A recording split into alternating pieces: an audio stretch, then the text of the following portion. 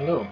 Today I'm reading from Saving Winslow by Sharon Creech, published by Scholastic Incorporated. I'll be reading chapters 36 through 41. Chapter 36. He's Not a Dog. The warmer weather brought out more walkers and joggers. If Winslow was in sight, they would stop and gaze at the donkey. "Aw, he's a donkey. Cutest thing ever." Winslow responded by braying, a variety of loud, ridiculous, squawking, honking, shrieking sounds. Then Mrs. Tooley would call out, "Shut up!" which would only make Winslow bray louder and more insistently. One day when Louis and his father were in the yard, an animal control officer arrived. The officer didn't get out of his car. Instead, he lowered the window. He didn't smile. "Is it true you have a donkey on the premises? Is that it out back? Complaints have been made. The neighborhood is not zoned for farm animals." The officer handed Louis's father a pamphlet outlining animal control regulations and a notice to remove the animal within 7 days. "Did you even want to see Winslow?" Louis asked. "Winslow?" "The donkey. He's very friendly. I can see him from here."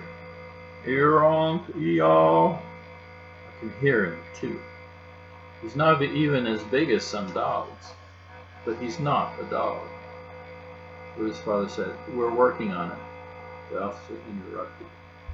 "You need to remove the animal within 7 days. Is that clear?" He didn't wait for an answer. Chapter 37. Can he do that? Louis erupted. "What? Can he do that? Can he order us to get rid of Winslow?" Louis kicked at the driveway. "Who makes those rules? What's the matter with people? Couldn't they at least have looked at Winslow? Wouldn't he have realized that he's not a nuisance?" As if in protest, the baby next door cried, and Winslow answered, "Your boy." Mrs. Tooley opened her back door and called, "Shut that donkey up! Shut your baby up!" Louis put a hand on Louis's father. Now, I don't care. The screaming baby is a nuisance. Get rid of it." "Louis, stupid people. I hate people. Louis." Chapter 38. You have a donkey? Later that same day, another car pulled up in front of Louis's house. A woman in khaki-colored uniform stepped out and then reached back inside for a clipboard. Louis froze. Was this about Gus? She was as thin a person as Louis had ever seen. So thin you could see the bones of her hollowed face. You could see all the tendons in her neck as she stretched forward, eyeing the house and Louis. As she approached, Louis saw the badge on the pocket of her shirt. It read Board of Health. Beneath that was a small photo of the skeletal woman's face and a name, Dolores. "You live here?" she asked. Her voice was crackly, as if it might disintegrate at any moment. "Yes." "Your parents home?" "Yes." Dolores checked her clipboard. "You have a donkey?" "Yes." Dolores tapped her clipboard with a pen and shook her head. "Can't have donkeys here. It's only a little one, no bigger than a dog." From the backyard, sensing the stranger, Winslow let out a low, croaking, honking, "Eeyore, eeyore." "Oh my, that sounds like a donkey, all right." Dolores started down the driveway toward Winslow's pen as he continued to bray loudly and obnoxiously. "Can't have donkeys here," Dolores repeated. "Health hazard." "But he's very healthy," Louis said. "Want to pet him?" "Oh no, not I. No, I do not. Health hazard." The dark eyes were like tiny marbles set back in her eye sockets. "Ticks, fleas, fungi, not to mention the bacteria in the feces." It was difficult to hear over Winslow's loud protest. "In the what?" Louis asked. "The feces, the poo." "What is your procedure for dealing with feces?" "Your honka." Winslow did not like this stranger. His mouth was right up against the fence, yelling at her. From next door came the sound of the crying baby and the unmistakable voice of Mrs. Tooley. "Shut that thing up! Shut it up now!" "Ah," Dolores said, "complaints. I need to speak to your parents." She turned to the house and knocked on the back door. Louis stayed outside as she spoke with his parents. Maybe she was only doing her job, he thought, but she didn't even seem to notice how cute Winslow was. She didn't know that he had struggled to survive or that he could be gentle and loving. She didn't notice that he had no ticks or fleas or fungi. She didn't care. Louis hoped he would never have a job like hers, but if he ever did, if he was ever forced, say, to have a job like that, he would look the animal in the eye, and he would kneel beside it, and he would listen to the boy or girl who was with the animal, and he would never be cold or cruel or dismissive of the boy or the girl or the animal. Chapter 39. Follow Me. Louis had never been to Nora's house. He knew what street she lived on, and that it was a short one, but he didn't know which house was hers. Winslow, wearing a new halter, was at his side. Louis walked the length of her street, hoping that maybe she would be outside, and then turned and walked back down the other side, kicking at pebbles along the way.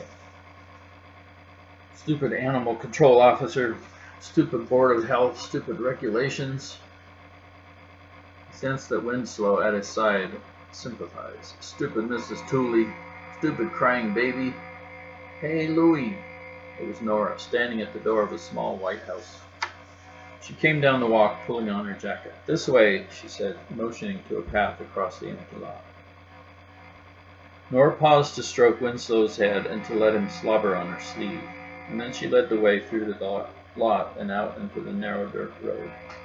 "It's a shortcut. Been here before?"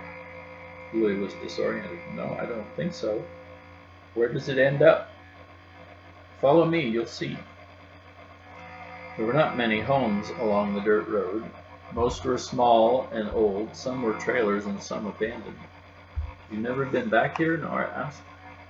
"I don't think so. Maybe a long time ago. I don't know. Where does it end up?" "The dump." "Oh. And when the main road is on the other side?" "Yes."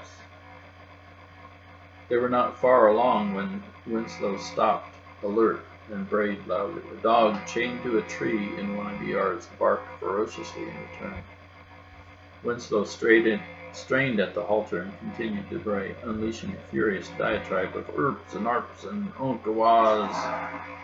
The man came out of the house and smacked the dog with a newspaper. "Get that donkey out of here," he yelled.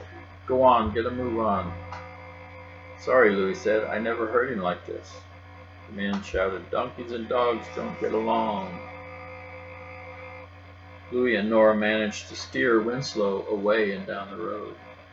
"Wow," Nora said, "that was ugly.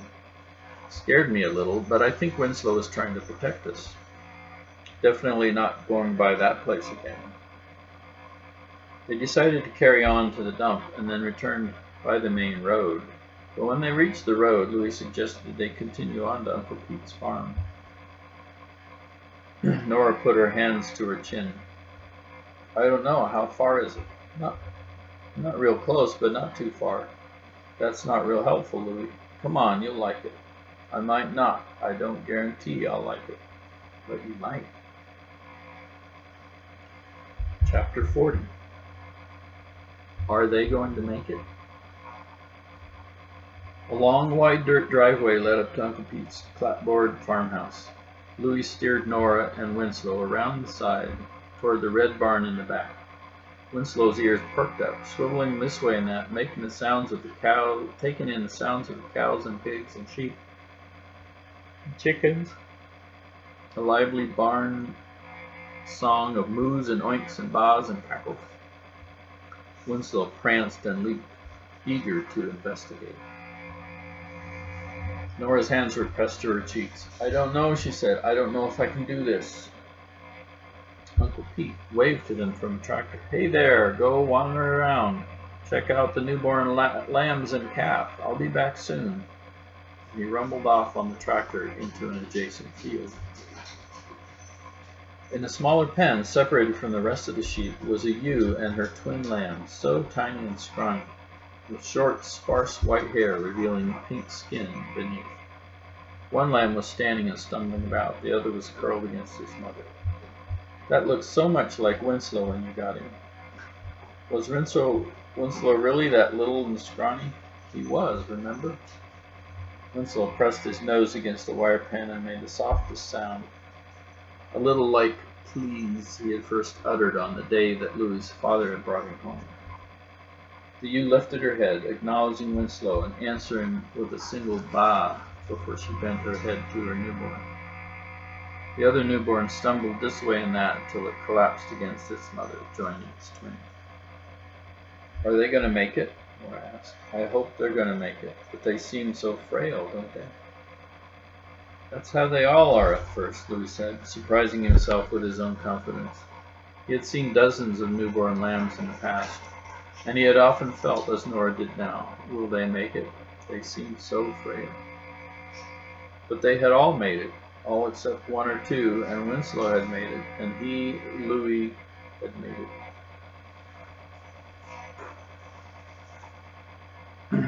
Chapter 41. Easy, boy, easy.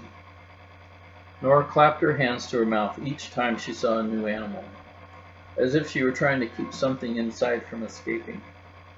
Louis watched her take it all in. The lambs, the tottering calf with its big head and curly fur, the pink, squealing piglets. He had never seen Nora so animated. Winslow pushed his muzzle through the fence opening, introducing himself. The newborn calf and Winslow stood nose to nose, smelling each other, until the calf's mother mooed loudly and shoved Winslow's nose back through the fence, scolding him for getting too close to her baby. The chickens fluttered and squawked and were not happy to see this new donkey creature near their shed, but they put on a showy display for Nora as she knelt near them. They strutted this way and that, clucking in quick bursts. Louis had the odd feeling that something was missing, but he didn't know what it might be. He glanced around, trying to identify the missing piece. They returned to the sheep pens and were watching the lambs still curled against their mother when the tractor returned to the barn and Uncle Pete called out to them. Winslow's ears swiveled this way and that. He brayed loudly. From around the side of the house, a scruffy brown dog ambled lazily in their direction. Easy, boy, easy, Uncle Pete said to Winslow.